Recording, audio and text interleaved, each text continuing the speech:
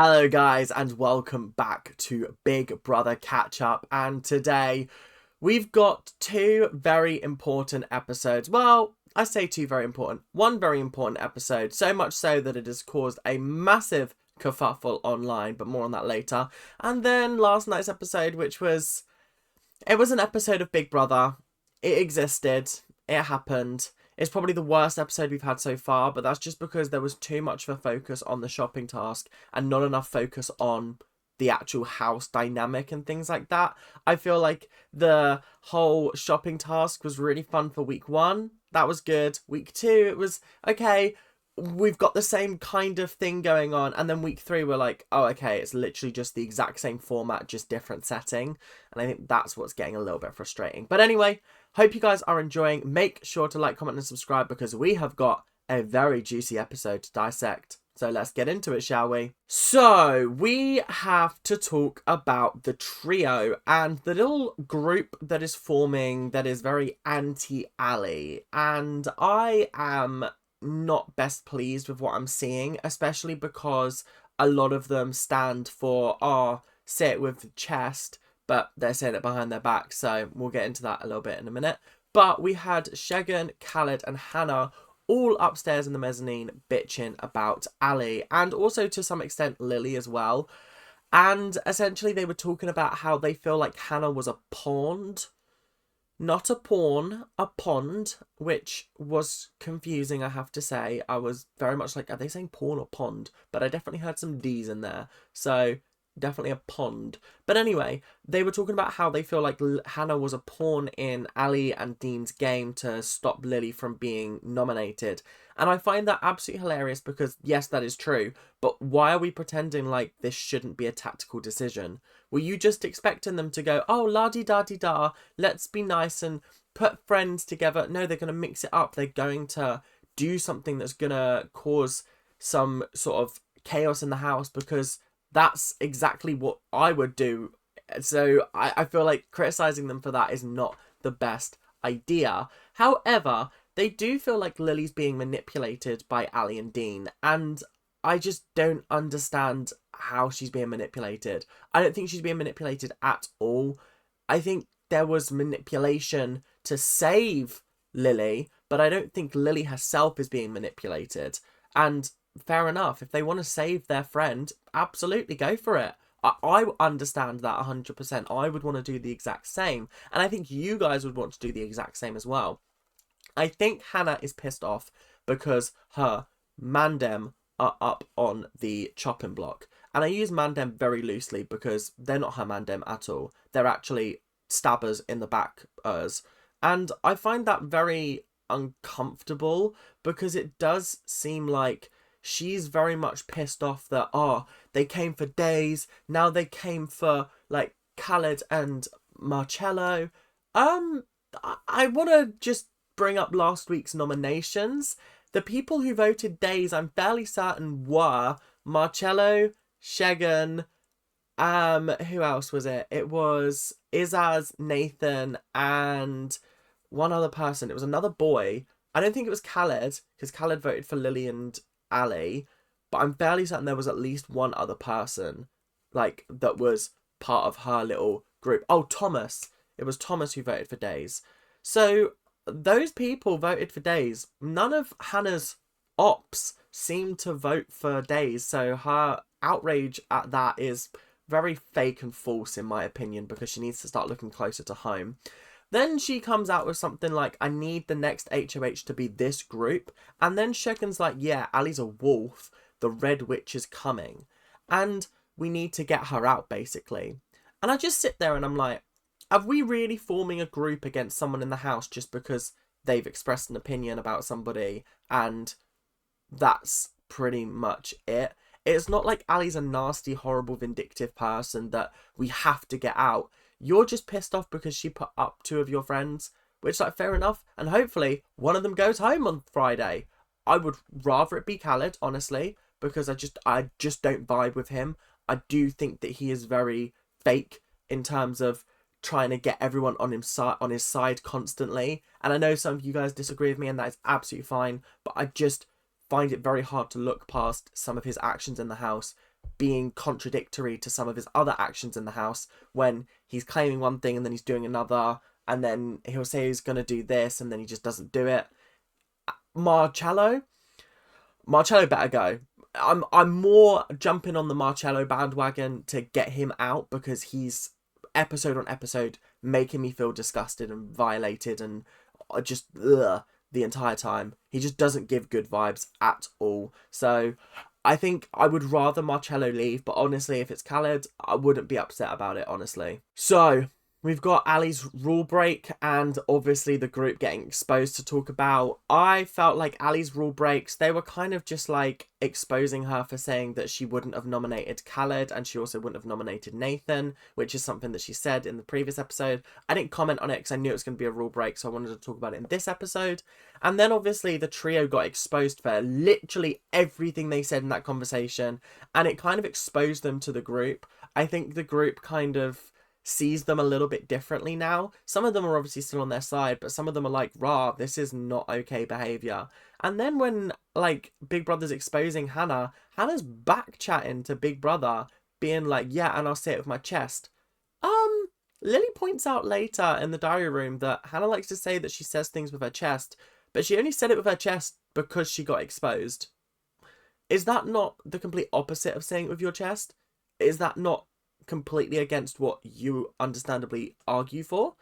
I feel like Hannah has gone from like one of my favorites and one of the people I was like, yeah, I would like her in the finale, to one of the people that I want gone next week. I really am not vibing with this version of Hannah, and I don't understand how she's become so bitter and twisted over a situation where there's two people going up for nomination that she doesn't see the problem with.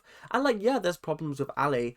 I've addressed the problems that I have with Ali, in the sense of like, I feel like sometimes she's a bit too direct. I feel like sometimes she can cause an argument out of relatively nothing. But when it results in an entire group being against somebody, when, I'm not being funny, they've not even done anything wrong. Like, Ali's done nothing wrong, and yet there's an entire group of pretty much 4 people wanting to boot her out of the house. I just feel like that's really mean-spirited and unfair. If this was like American, like Big Brother, I'd be like, okay, fair enough, because like that's the game. You are meant to be talking about nominations, but if you're not meant to be talking about nominations, you shouldn't be talking about nominations, and therefore you shouldn't be plotting to get somebody out of the house. So obviously the entire house got punished for this, and therefore they're now living on porridge for the foreseeable future. But I just want to talk more about Hannah, because she said some things out in the garden, and she said in the diary room that she's willing to starve rather than eat porridge, and I kind of just sat there and I was like, fine, I literally could not care less. If you want to starve because you're too big to eat porridge, it's not the end of the world, just put up with it. It's your own actions that have put you here. So maybe don't talk about nominations next time. That would probably be a wise choice. Personally, I'd have put them all up for nomination. I think it would have been a big plot twist. I think Big Brother needs to get harsh with these punishments, because we've gone from being tied up, like, or being handcuffed to the rails, a jail outside, taking all their food away, making them live on porridge. What's next from there? It has to be nominations. It has to be either you don't get to nominate next week, or you're up for nomination next week. One of the two. Like, come on. We can't keep dishing out these puny little punishments. The porridge one, admittedly, is a little bit shit for them, in terms of like, I would not want to be living on porridge, but if you have to, you have to. Do you know what I mean? I'm not gonna not eat because I'm too proud, or it doesn't agree with me, it's gonna make me throw up. Starve them. I literally could not care less. Then we also have her chatting absolute waffle about Ali having an unconscious bias towards men. Where do I even start with that? Where do I even start with that? What? I'm so glad that Sarah was like, I don't agree with that. I don't think that's fair. Because I actually thought she was waffling. She was absolutely waffling. It was genuinely the biggest load of waffle I've ever heard in my whole life, and I kind of just want to move on from it, because she is just talking absolute rubbish. So next up we have Chicken Gate. Yes, you've heard that right. All of the food was removed from the house apart from one chicken. And Marcello thought, for some reason, that he could cook a chicken and eat it and feed the house without Big Brother watching. Does he forget that he's on a TV show? Does he forget that there's literally cameras everywhere? Does he forget that there's literally a camera trained on the oven? Like, actually trained on the oven. Like, come on. How can you be so stupid? How can you be so unbelievably stupid? So when Sarah's standing there like, hang on a minute, there's a chicken in the oven. And Marcello's going, shh, don't tell Big Brother. What do you think this show is? Do you think they just shut off? Do you think that they just like, oh, they're just not paying attention, and then they hear Big Brother and they're like, oh, now we should pay attention? No, they're monitoring and like watching you constantly. There's always somebody watching at all times, making sure that you're not violating the rules. So the fact that you thought you could get away with that is crazy. And then the fact that you didn't get punished for it, first of all, that is the biggest, like, oh, don't even get me started on that. Because we're going to talk about something later that has caused a whole kerfuffle online.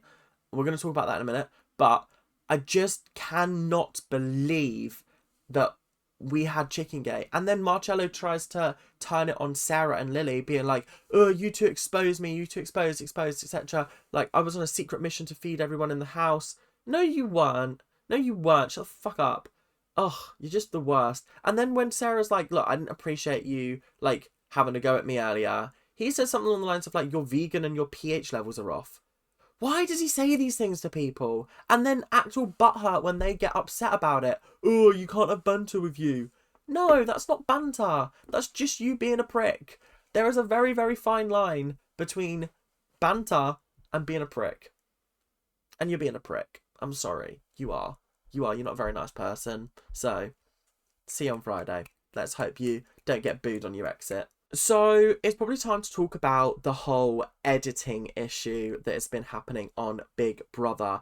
In Tuesday night's episode of Big Brother, Ali wore a top depicting Palestine as a watermelon.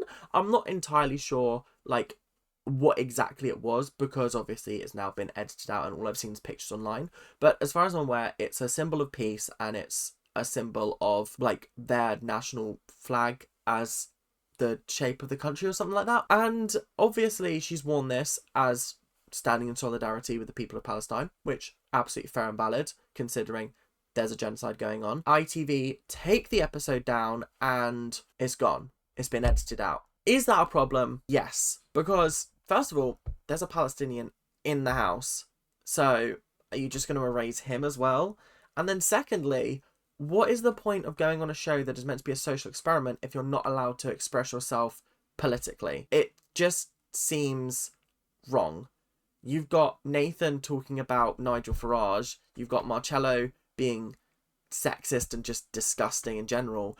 But when Ali wears a top that is supporting people who are currently existing in a country that is going through a genocide, no, that's too far. We're going to edit that out. It just seems a little bit two-faced from ITV, and it doesn't exactly send the best signals to the audience. I mean, my Twitter's been in uproar about it. Everyone seems to be very, very angry, and you can call it what you want, but at the end of the day, it's a suppression of freedom of speech at the end of the day. Well, freedom of expression more than freedom of speech. So, yeah. Not exactly a great look, ITV, I can't lie. I really don't want to talk about the next episode because it was so dull and boring, but essentially the shopping task was half of them were rats. In fact, not even half. 2 groups were professors and interns. So it was Ali and Dean were the professors and we had Hannah and Lily as the interns. And then you had, as the rats, the rest of the household, and they had to like live in cages all day, which was like fine. They didn't get to eat much. The professors got to have like Nando's and curry and like nice food, sweet treats, things like that. So it was basically just like the previous 2 challenges. But this time it was like, oh, okay. We're just doing the exact same thing that we've done the last 2 weeks, but with a rat theme, I guess. So they had to participate in different experiments, and the experiments were like, okay. The first one was, can you perform under pressure? So you had like Ali and Dean being really calm and supportive, whilst Lily and Hannah were like shocking baked potato and Sarah. And it was a funny challenge, but like it kind of got old quite quickly. Yeah, it wasn't great. The second one saw Thomas and Emma and Marcello and Khaled come into the diary room and resist temptation. And then the last one saw Martha and Shegan testing a woman's intuition. It was all right. It was fun. The best bit was seeing Ali pour bin juice on Shegan, especially after everything that happened in the previous episode. I thought that was very, very funny. But aside from that, the shopping task was just a bit meh. They passed it quite easily, even though, like, technically it was all kind of left up to luck. I don't know. I just didn't really vibe with it personally. It was just a bit boring. I wish we'd have gotten more interesting things. I wish it had been spread over 2 days like the previous two, because the previous two felt good because it was spread over 2 days, so there was plenty more content to see. Whereas because this was just 1 day, it felt very much like it was just consumed by the shopping task and there was no other interesting moments to talk about. So the final talking point of the episode has to be Khaled having a crush on Ali, apparently. And obviously a lot of people online have been like, oh, Ali's making it up. No, they showed a clip on Late and Live of Emma telling Ali that this was the case. And therefore, I just think that actually it's starting to make a lot of sense. Ali explained it very well in the sense of like she seemed to be really like sort of welcomed by Khaled at the start, but then when he found out that she obviously was a lesbian, that's when things started to like he just distanced himself from her. And then obviously that's when she started to pick up on the fact that he is a little bit fake at times. And I think that's fair and valid. I think it's one of those things where like, yeah, he probably did actually. And now it's kind of just awkward. He also mentions later on in the episode that like he's never had female friends before. And that does not shock me at all, because it does really seem like he struggles to get on with the females in the house. The only one he does really get on with is Hannah. The rest of them is like his boys, the mandem. I hate that phrase so much because I'm like, what is the mandem? Like it doesn't register in my brain. My friends use it sometimes and I'm like, why did you say friends? Like what is so bad about the word friends? Anyway, it just, yeah, him not being friends with girls makes so much sense with the way he behaves around some of the girls in the house, especially Ali and Lily. Especially because he was literally saying that they were his favourite people in the house last week. And I just can't understand why he would say that and then backtrack so quickly. It just seems like he's genuinely trying to get everyone on side. So we've got some funny, iconic moments. And the first one is doing the give me my money prank on Nathan. This was a viral TikTok meme for ages and ages earlier on this year. It was hilarious. I didn't get it at first, but then once I saw a couple of videos and I was like, oh, okay, I get it now. It started to become a lot funnier. And they did it on Nathan, and Nathan was like, I can't believe you do that to me. It was quite funny, actually. Next up, we have Lily's outrage that the house is planning on spending money on food rather than sweets and pot noodles. I thought that was hilarious. I think Lily lives a very unusual lifestyle when it comes to her diet. I think she eats a lot of Chinese food because she works in a takeaway. And I think she just eats a lot of shit, personally. And she must have the world's best metabolism because she doesn't look like she eats a lot of shit. If I did, I would be like twice the size.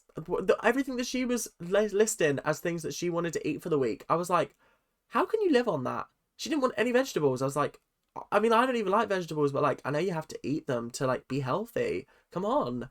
And then the last funny thing was Nathan and Baked Potato playing a prank on Emma while she was sleeping and drawing a moustache on her, which was fucking hilarious. I like Emma in moments, and then there's moments where I'm like, she's a bit bitchy sometimes, but like I still vibe with her and I still like her. But like this was just a hilarious moment for Emma, and I really did appreciate it.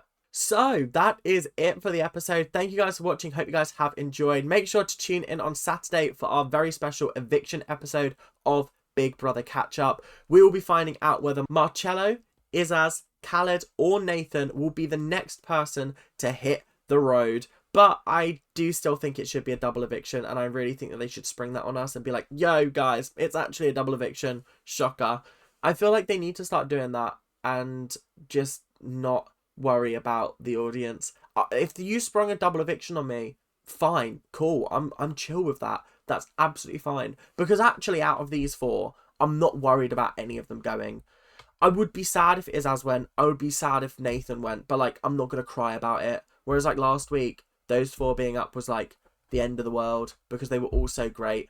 And I feel like Days being away this week has really allowed a lot of people to start speaking their mind. And not in a good way. I mean, I feel like if Days was still in the house, the whole Sheg and Khaled and Hannah situation wouldn't have happened, and they wouldn't potentially be targets for the house now. So that is it. Thank you guys for watching. Hope you guys have enjoyed. Make sure to like, comment, and subscribe, and I'll see you guys later. Keep on ranting. Bye now.